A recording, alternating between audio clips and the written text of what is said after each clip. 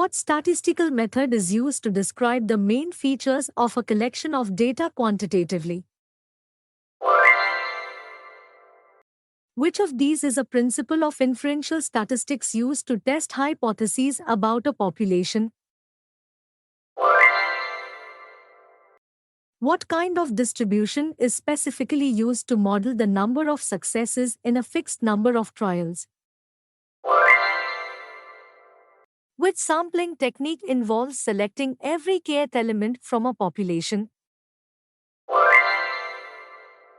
In probability theory, what is the term for an experiment that can be repeated under the same conditions?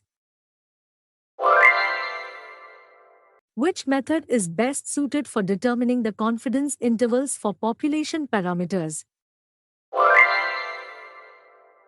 What term describes the likelihood of all possible outcomes of a probability experiment? Which type of sampling involves dividing the population into subgroups and then taking a sample from each subgroup?